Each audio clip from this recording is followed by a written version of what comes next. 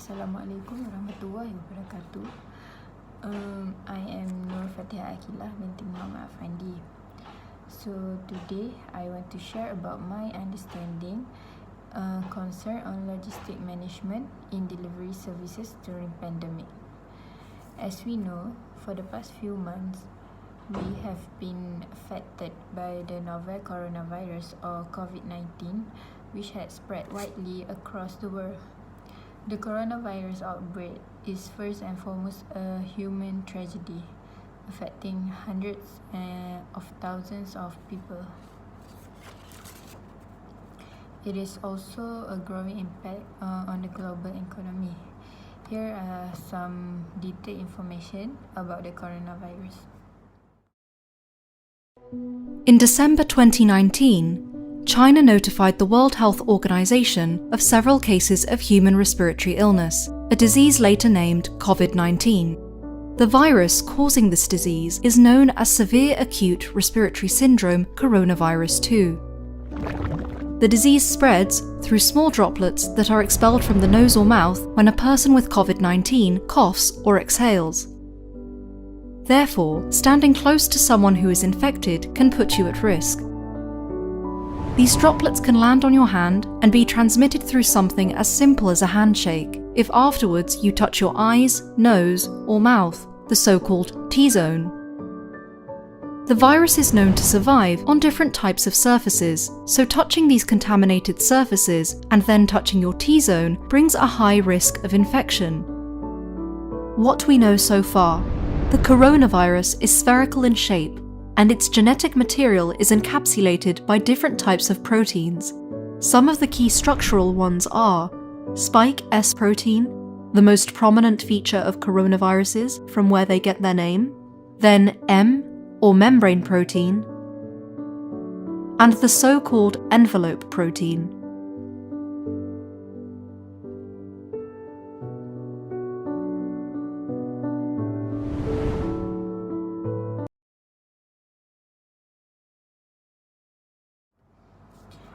Post Malaysia has been receiving an average of 600,000 parcels every day during the MCO.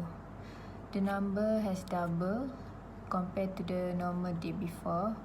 Before this, they only received about 300,000 parcels every day.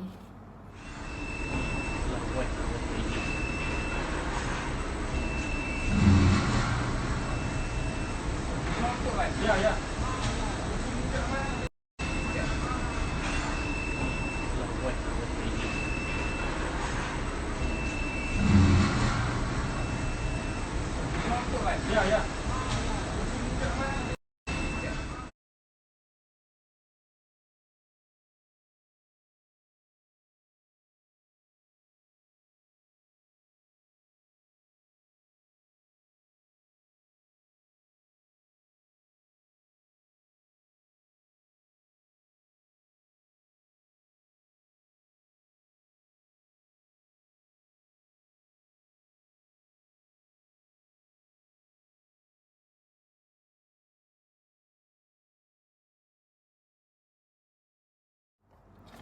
Okay, as we know, Post Malaysia is raising the bar to ensure uninterrupted postal and courier services to the public, especially for those without the option to leave the house, such as patients in need of prescribed medicine or people with special needs requiring essential items delivered to their doorsteps.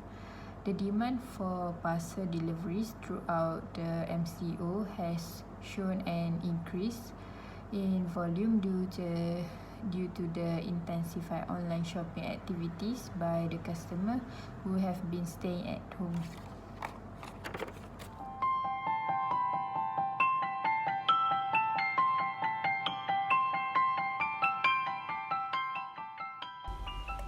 Permintaan menghantar bungkusan parcel sepanjang Perintah Kawalan Pergerakan PKP menyaksikan peningkatan mendadak susulan aktiviti pembelian dalam talian.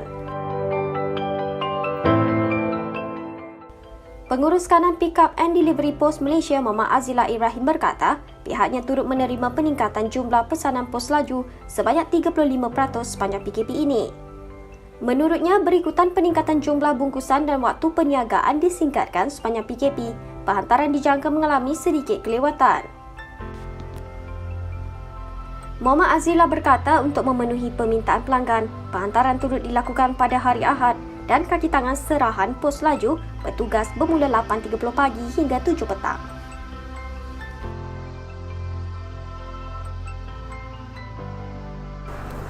Dalam kita menghadapi permintaan penghantaran kurier yang sangat tinggi sekarang ni, permintaan penghantaran barangan yang sangat tinggi sekarang ni, sebenarnya kita ada menjalankan beberapa inisiatif.